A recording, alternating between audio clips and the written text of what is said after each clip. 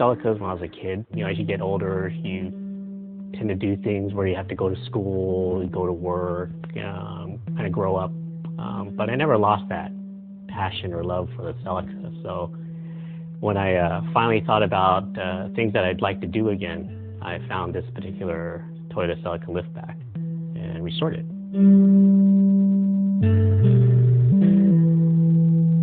I think for Toyota, the Celica was kind of the beginning of the production vehicle being in the racing forums. You know, there are big competitors like Mazda, Datsun.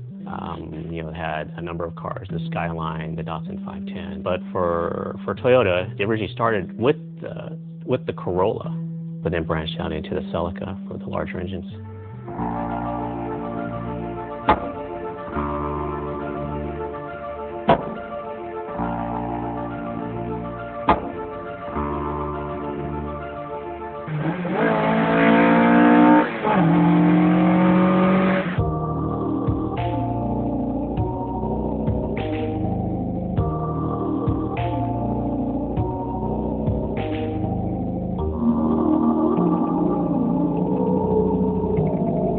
When I decided to build this Celica, I really kind of wanted to stay true to the era it came from and how we actually built cars back then. For example, the Hayashi racing wheels. Back in high school, I wasn't able to afford those wheels, and now I have a little bit more disposable income, and I wanted to get those, so I did.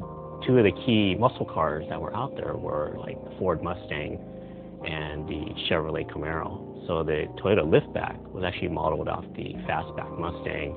But I do like the fastback design, the large rear window. I love the taillights. This particular car has the Japanese banana taillights. I also have the Japanese style smaller chrome bumpers, and I really like those details as well.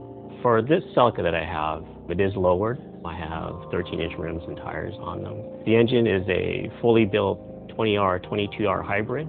It's a bored-out 2.4-liter, 10.5 compression forged piston engine on the bottom side.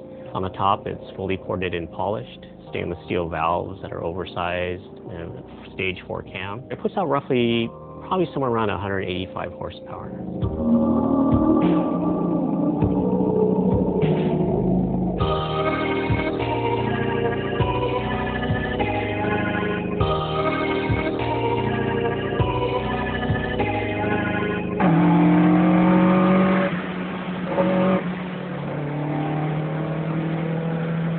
It took me about 1 year to restore the car completely. All the work on the car I did myself except paint, and it all happened here in my garage. There are plenty of errors that I made building the car, you know, having to do certain things once, twice. The engine that's in here actually already blew up once.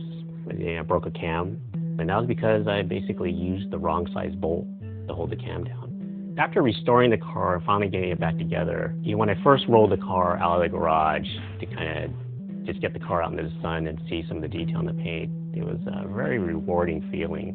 The first time I kind of finished everything up, really fired up, the engine's running, and taking it out the driveway and finally driving it out and taking it around the block. One side it was a great feeling because you feel this sense of accomplishment. You hear the engine running, you hear this tone of the carburetors going.